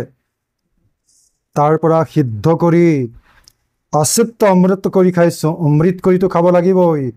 প্ৰথম আমি তেওঁক আমি শুদ্ধিকৰণ কৰি ঘোষা গাব লাগিব। আমাৰ শিখ ধৰ্মত ঘোষা নহয়, বেলেগ আমাৰ গুৰু গ্ৰন্থ চাহিবৰ শ্লোক মাতিব লাগিব। শ্লোক কাম ক্ৰোধ লোহ মোহ বিনছে যায় अंग में नानक प्रभु शरणागति कर प्रसाद गुरुदेव। नानक भुषरियाँ पकैया, भुषरियाँ मतलब रुति, नानक भुषरियाँ पकैया पया थाल में कहीं परिल जिनी गुरु मनाया राज राज कीजिए खाए। ঠিক তেনেকৈ আমি আই এগৰাকীয়ে এঘৰত আমাক অন্ন ব্ৰহ্ম, শব্দ ব্ৰহ্ম, পৰম ব্ৰহ্ম। গতিকে অন্ন ব্ৰহ্মক আমাক যেতিয়া গ্ৰহণ কৰিবলৈ মাতে, বাপ আজি আমাৰ অন্ন প্ৰসাদমুঠি আমাৰ গৃহতে দেই, তেওঁ প্ৰসাদ কৰি দিব লাগিব। তেওঁ প্ৰসাদ কৰি দিয়ে, আমিতো গ্ৰহণ নকৰোঁ। ঘোষা এধাৰি গাই লাষ্টতো বিদায় ঘোষা আছেই। সেইকাৰণে সেই মানৱে কাৰণে আমাৰ অচিত্ত অমৃতভোগী এয়া নহয় মাছ মাংস। কাৰণ গুৰুৱে আমাক কৈয়ে দিলে, তেওঁ সিদ্ধান্ত দি দিলে কৃপালু গুৰু শংকৰদেৱ গুৰুজনাই। এতিয়া 1449 খ্ৰীষ্টাব্দত শংকৰদেৱ গুৰুজনাৰ অসমৰ মুলুকত আমি ধন্য, নগাঁওবাসী ৰাইজ আৰু ধন্য। হয় দে। আমি বৰ ওচৰতে তেখেতৰ জন্মস্থান সদায় পাই আছোঁ। কিন্তু 20 বছৰৰ পাছতেই কৃপালু গুৰু পঞ্জাৱত আবিৰ্ভাৱ জগতগুৰু নানক দেৱজী 1469 খ্ৰীষ্টাব্দ। আমি যেদিন কেতিয়াবা জগতগুৰু কৃপালু গুৰুজনাক কোনোবাই নিন্দা কৰে, কোনোবাই তেখেতক আপুনি সুধিব সম্পৰ্ক মই জানো যে কি নিন্দা কৰে, তেখেতে যদি কোনোবাই কিবা এটা বেয়া আলোচনা কৰে, তেখেতে যদি ফেচবুকত বেয়াকৈ লিখে, অন্তত আমি গোটেই অসমীয়া শিখ সমাজৰ হৈ অন্তত এই যশবীৰ সিং মহাভাজনে মোৰ 3-4 দিনলৈকে ভাত নাথাকে। কিয় আজি গুৰুজনাৰ বিষয়ে এনেকৈ ক'লে? জগতগুৰু কৃপালু গুৰু শংকৰদেৱ গুৰুজনাই কিয় এনেকৈ ক'লে? তেখেতে আমাৰ মুখনি মাৰি থৈ গৈছে, গুৰু নানকক শ্ৰদ্ধা কৰা, গুৰু নানকক ভক্তি কৰা, গুৰু নানক আন্তৰিক হিচাপে ভক্তি কৰাৰ বাদেও তাতোতকৈ আগে আমি জগতগুৰু শংকৰদেৱ গুৰুজনাক আগতীয়াকৈ ভক্তি কৰিব লাগিব, মৰম কৰিব লাগিব, শ্ৰদ্ধা দিব লাগিব। তেখেতৰ আদৰ্শৰে আমি অনুপ্ৰাণিত হ'ব লাগিব, কিয়নো আমাৰ দুইজন গুৰুৱে 1505 খ্ৰীষ্টাব্দতে আমি অলপ আগত কৈছোঁৱেই, অসম মুলুকত অসমৰ বৰলুইতৰ পাৰত মহামিলন ঘটি দুয়োটা ধৰ্মৰ আমাৰ সাদৃশ্য আছে, দুয়োটা ধৰ্মৰ আমাৰ নীতি আদৰ্শ একেই, এটা মুদ্ৰাই পিঠি আৰু সিপিঠি। গতিকে আমি গুৰু নানকক শ্ৰদ্ধা কৰাৰ বাদেও শংকৰদেৱ গুৰুজনকো আমি তেনেকৈ শ্ৰদ্ধা কৰিব লাগিব আৰু তেনেকৈ বিচাৰি চাব লাগিব। আমাৰ আইসকলক কওঁ নানকশ্বৰ গুৰুদ্বাৰাত, আপোনালোকে মাঘ মাহ আহিছে, এতিয়া বোলে ক'ৰবাত যাব লাগে, এটা একসিদ্ধ এমুঠিয়ে হওক বা অন্নপ্ৰসাদ এমুঠি নিৰামিষে ক'ৰবাত খাবগৈ লাগে, ইয়ানে যে আপুনি ক'ৰবাত চিন্তা কৰিছে নেকি যাবলৈ? আমি চিধাই কওঁ বৰদোৱা থানত যাব লাগে। বৰদোৱা থান য'ত আমাৰ গুৰুজনা কৃপালু গুৰুজনাৰ জন্মস্থান। গতিকে আমাৰ গুৰুজনাই সিদ্ধান্তই দিলে, যত জীৱ জংগম কীৰ্ত পতংগ অগণক জগতাৰী কায়া। গতিকে চব তুমিয়েই। আপুনি যিটো কথা প্ৰশ্ন কৰিলে, কোনোবা এজনে কিন্তু ভকতৰ শাৰীত বহিল, তেওঁ কোনোবা এজনে আকৌ তেনেকুৱা ঈশ্বৰৰ গুণানুকীৰ্তন কৰিলে, কিন্তু মনটোক তেওঁ নমাব পাৰে। মনটোৱে আটাইতকৈ বেগী, মনটোৱে আটাইতকৈ ভাললৈকো নিয়ে, বেয়ালৈকো নিয়ে। গতিকে এই মনটোৱে আমাক যেনি কয় বোলে নহয় মোক খাবলৈ মন আছিল, কিন্তু ইমান কম বয়সতে আজি এইটো হ'লোঁ, কিন্তু তেওঁক আমি জোৰ জবস্তি মনটোক আবদ্ধ কৰি এখন সমাজে বা ঘৰখনে আবদ্ধ কৰি বাধ্যও কৰাব নোৱাৰোঁ। অকল উঠি অহা প্ৰজন্মই নহয়, বৃদ্ধসকলৰ আছে বৃদ্ধসকল। আজিৰ পৰা এনেকুৱা হ'ল যে আজিৰ পৰা তুমি চাকৰি কালত আছিলা, আজিৰ পৰা বেলেগত আছিলা, বাদ দিলা।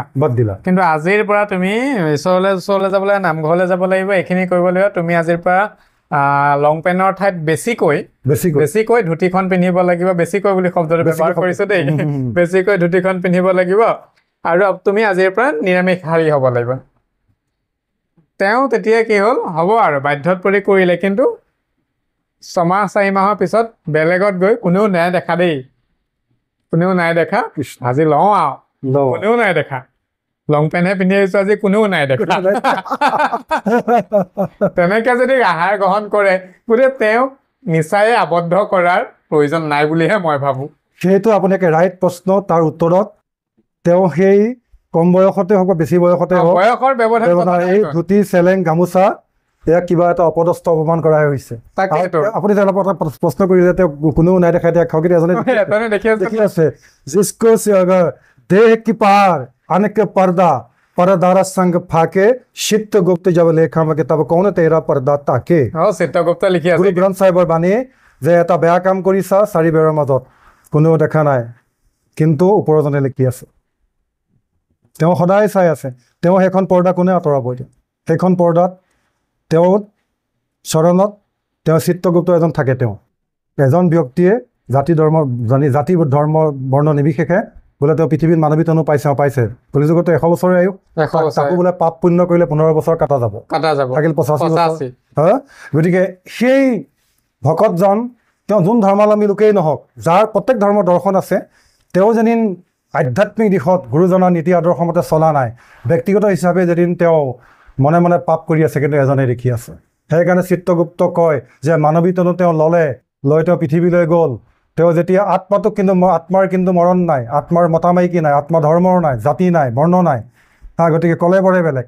গতিকে এই আত্মাক কিন্তু তাত সুধিবই যে পৃথিৱীলৈ গৈছিলোঁ বোলে পৃথিৱীত ভকতৰ সংগ ল'লোঁ, বোলে কি কৰিলা, বোলে আমুক, বোলে কি কৰিলা, বোলে বোলে যদি মিছা কথা কয় চিত্তগুপ্ত, বোলে চোৱাচোন, চিত্ত হিচাপে কৰা কামটোৱে সোঁহাতে লিখিব, সেইটো আপোনাৰ চিত্ত হিচাপে কৰা কামটোৱে ভাল, পবিত্ৰ, চবেই জানে। গুপ্ত হিচাপে কোৱা কামটোৱে জানিব বেয়া কৰ্ম, অশাস্ত্ৰসন্মত কৰ্ম। তাৰ ভিতৰত আপুনি কোৱা প্ৰশ্নটো পৰিল। তাৰমানে মুখত ভেটি চালিং পালা পিন্ধিলে, স্বৰূপাখন আমাৰ ল'লে, কৃপাখন পিন্ধিলে, কেঁচেৰা পিন্ধিলে, কিন্তু জিভাৰ সোৱাদ তৰিব পৰা, যিটো আচত্য অমৃতভোগী আমাৰ। আৰু গৰু ছাগলীবিলাকে তেওঁলোকে তৃণভোজী খায়, তেওঁলোকেতো কেতিয়াও মাছ মাংস নাখায়। কিছুমান লোকে যে ব্যাখ্যা কৰে যে জীৱক জীৱই খাব, সেইটো কাৰোবাৰ কাৰণে তেওঁলোকৰ দিশত, তেওঁলোকৰ যুক্তিত সঁচা হ'ব পাৰে, কিন্তু সঁচা অৰ্থত ক'বলৈ গ'লে, আধ্যাত্মিক দিশত ক'বলৈ গ'লে কিন্তু সেইটো সঁচা নহয়। কেনেকৈ? আমাৰ কাৰণে সেইটো নহয়। যেনেকৈ সেইটো আকৌ কৈছোঁ, এটা হাতীয়ে তৃণভোজী, কলগছ খায়, ধান মাহ শাক পাচলি সৰিয়হ খায়, এইবিলাক খায়, কিন্তু এটা হাতী জীয়াই থাকে আপোনাৰ কিমান বছৰ? 120 বছৰ 30 বছৰ কাল। বাঘ আৰু সিংহই সদায় মাংস খায়, 13-14-15 বছৰ জীয়াই থাকে। হা আৰু আৰু আৰু আৰু আৰু এটা ভাগ আছে যিবিলাক মকৰা কেউলা বিছা কিবা সেইটা মাটি চাটি এভাগে খাই জীয়াই থাকে কিন্তু আমাক দিছে আচ্যুত অমৃতভোগী আটাইতকৈ শ্ৰেষ্ঠ জীৱ বাপ আচ্যুত অমৃতভোগী তাক আমি খাই জীয়াই থাকিব দিছে আমাৰ কৃপালু গুৰু শংকৰে গুৰুজনাই মুখনিয়ে মাৰিলে বৰগীতটোত সেই বৰগীতটোৰ তাৎপৰ্য গোটেইটো আদিয়ে পন্তল আমি বুজি পালে আমি কেতিয়াও তাৰ গোন্ধেই ল'ব নাপায় ঠিক আছে প্ৰভু আমি অনুষ্ঠান ভাগ আৰু বিশেষ দীঘলীয়া নকৰিম লাষ্টত এষাৰ কথা জানিব বিচাৰিম যে গুৰুজনে গুৰু হ'বৰ কাৰণে নিজক কেনেকুৱা স্তৰত ৰাখিব লাগে গুৰুজনে নিজৰ গুৰু হ'বলৈ কাৰণে খুব সুন্দৰ প্ৰশ্ন নিজৰ স্তৰত ৰাখিব লাগিব এতিয়া আমি ভকতৰ ভকত হৈছোঁ কি এটা মই মাত্ৰ 2 মিনিট মই এটা কাহিনী কম কৃপাল গুৰু শংকৰদেৱ গুৰু চৰিত্ৰ পুথিত তেখেতৰ গৃহলৈ সমস্ত ভকতসকল আহি আছিলে আহি থাকোঁতে বাটতে এজন ভকত সেই ভকতজন যেতিয়া ধুতি পাঞ্জাবী এইবিলাকৰ চেলেং গামোচাত তেওঁ মলমূত্ৰ ত্যাগ কৰি তেখেতে মানে দুৰ্গন্ধ কেইজনমান ভকত আহি পেলাই তুমি তালৈ যাওঁ আপুনি তালৈ যাওঁ এনেকুৱা অৱস্থা তাতে এৰি থৈ গুচি আহিছে তেতিয়াই কৃপালু গুৰুজনাই মাধৱ প্ৰভু বহাৰপোক কৈছিলে সেই বহাৰপোক তুমি নতুন চেলেং নতুন ধুতি নতুন গামোচা তৈয়াৰী কৰি ৰাখা গুৰুজনাই তেতিয়া এই ভকতজনক নিজ হাতে নি গা পা ধুৱাই নতুন ধুতি চেলেং গামোচা পৰিধান কৰোৱালে যিসকলে বাটত পাই পেলাই আহিছিলে বাটত আপোনালোকে কাৰোবাক পাইছিল নেকি বুলি কওঁতে গুৰু আগত কোনোজনে মিছা মাতিছিলে যে আমি কাকো পোৱা নাছিলোঁ বোলে সেইটোৱে কয় যে আপোনালোকে ভকত হৈছে কলিযুগত 30 বস্ত্ৰ লোৱা চেলেং গামোচা ধুতি ভকতৰ ভকত হ'ব লাগিব ভকতৰ ভকত হ'ব নোৱাৰিলে গুৰুজনাই সেইটো আদৰ্শ দেখুৱালে আৰু গুৰু হ'ব লাগিলে এনেকুৱা হ'ব লাগিব খুব নিম্ৰতা হ'ব লাগিব সহ্য কৰাৰ গুণ থাকিব লাগিব আৰু গুৰুজনাৰ সাজপাৰটো যিটো আমাৰ গুৰুজনাৰ আধ্যাত্মিক দিশৰ গুৰু শংকৰদেৱ গুৰুজনাই নিজেই ধুতি চেলেং গামোচা পিন্ধি গৈছে নিজেই পবিত্ৰ শৰাইখনত তেখেতে গুণমালা শাস্ত্ৰ ৰাখিছে নিজেই পবিত্ৰ শৰাইখনত শ্ৰীমদ ভাগৱত ৰাখিছে সদৌ কন্দুজপা জগন্নাথ মিশ্ৰই যিয়ে আমাৰ শ্ৰীমদ ভাগৱত আনি দিছিলে গুৰুজনাই এৰাতিৰ ভিতৰতে তেখেতে অধ্যয়ন কৰি বঙালী মধ্যেৰী অসমীয়া ভাষা মিশ্ৰণ কৰি বজ্ৰালী ভাষাৰ সৃষ্টি কৰি তাহানিত কৈছিলে যে চকু ফুটিব একচুৱেলি জ্ঞানৰ চকু গজিব জ্ঞানৰ চকু গুজিব গুৰুজনাই নিজা ভাষা সৃষ্টি কৰি বজ্ৰালী ভাষা সৃষ্টি কৰি পেলাই একশৰণ হৰিনাম ধৰ্মৰ সৃষ্টি কৰিলে আৰু সকলোকে আহ্বান কৰিলে সকলোৱে নগাৰ নৰোত্তম গাৰু গুৰু গোবিন্দ মুছলমানৰ চান্দ খাই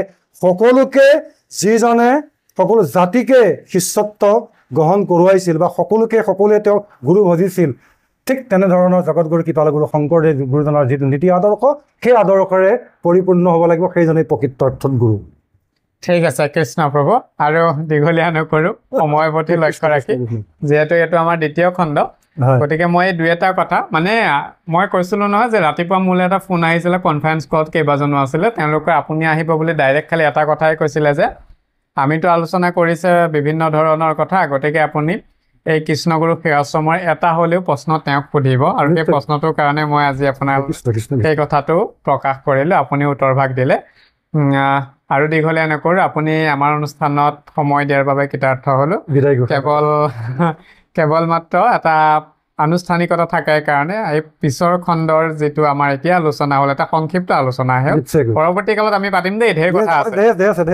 আছে পৰৱৰ্তী কালত পাতিম তেতিয়া তত্ত্বগধুৰ কিছুমান কথা পাতিম আপোনাৰ শিখ ধৰ্মৰ শাস্ত্ৰৰ বা ধৰ্মগ্ৰন্থৰ ডাঙৰ ডাঙৰ কিছুমান তত্ত্ব বস্তু আমাক ক'ব লাগিব তাকে আৰু তাৰ লগত আমি তুলনা কৰিম ভাগৱত গ্ৰন্থ গীতা শাস্ত্ৰৰ লগত এটা গঠনমূলক চিন্তাধাৰা গতিকে আজিলৈ এৰিছোঁ এতিয়া আপোনাৰ পৰা মই এভাগ সংক্ষিপ্ত এটা অনুভৱ জানিব বিচাৰিম পিছৰ খণ্ডৰ এই অনুষ্ঠানটোৰ ওপৰত আমি শেষত আপোনাৰ পবিত্ৰ গৃহৰ পৰা ধাৱমান হ'বলৈ বিচাৰিছোঁ এতিয়া সঁচা অৰ্থত ক'বলৈ গ'লে আপোনাৰ ঘৰ ক'ত মোৰ ঘৰ ক'ত য'তেই ভকত বৈষ্ণৱৰ পবিত্ৰ গুণানুকীৰ্তন য'তেই আমাৰ কৃপালু গুৰু শংকৰদেৱ গুৰুজনাৰ গুণানুকীৰ্তন য'তেই মই শিখ ধৰ্মাৱলম্বী লোক হৈ গুৰু নানক চাহেবৰ গুণানুকীৰ্তন য'তেই পবিত্ৰ গ্ৰন্থ চাহেবৰ গুণানুকীৰ্তন য'তেই ভাগৱতৰ গুণানুকীৰ্তন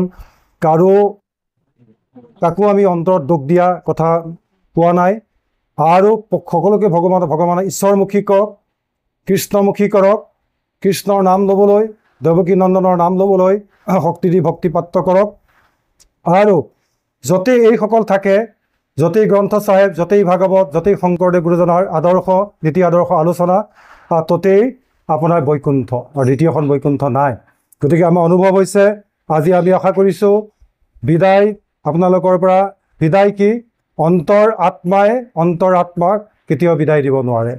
শাৰীৰিকভাৱেহে ইজনে সিজনক বিদায় দিব পাৰে, কায়িকভাৱেহে আজি ইয়াৰ বৰকোলালৈ আমি যাম। এই ভাগিন ল'ৰাটোক লগত লৈ আহিছোঁ। সেইকাৰণে বিদায় বুলি কথা এটা আমাৰ আছে নহয়। আপোনাক আমি কৃতাৰ্থ হৈছোঁ অসমত বসবাস কৰা সকলো শিখ ধৰ্মাৱলম্বী লোক, বিশেষকৈ অসমীয়া শিখসকলৰ তৰফৰ পৰা আপোনাক আন্তৰিক অভিনন্দন সেৱা কামনা কৰিছোঁ, দীৰ্ঘায়ু কামনা কৰিছোঁ। আৰু আপোনালোকৰ নিচিনা মহাভকতবিলাকৰ সং যাতে আমি সদায় পাওঁ, সেইকাৰণে কৃপাৰ সাগৰ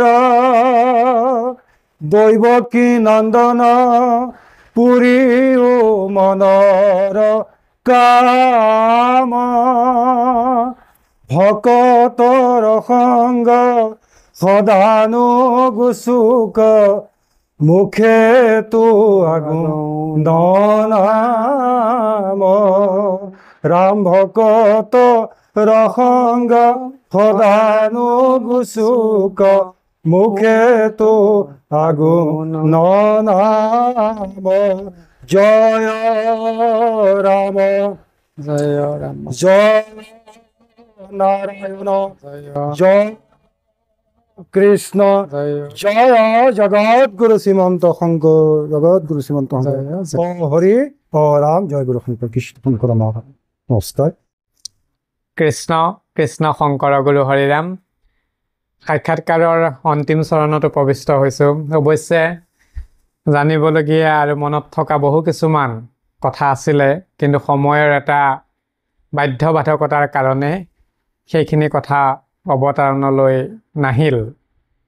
গতিকে আমি পৰৱৰ্তী কালতো গুৰু দৰ্শন, আধ্যাত্মিক জীৱন দৰ্শন বা ভাগৱত দৰ্শন আৰু অন্যান্য শাস্ত্ৰ পুৰাণ উপপুৰাণৰ সম্পৰ্কত কিছু কথা তেখেতৰ সৈতে আলোচনালৈ আহিম। কিন্তু আজিলৈ অনুষ্ঠানভাগ ইমানতে ইতি পেলাম। গতিকে আমাৰ যি 2টা খণ্ডতে আলোচনাখিনি হ'ল, সেই আলোচনাখিনি আপোনালোকৰ সমাজলৈ, সেই সমস্তখিনি আলোচনা সুধী সমাজলৈ শ্ৰদ্ধা সহকাৰে সমৰ্পণ কৰিলোঁ।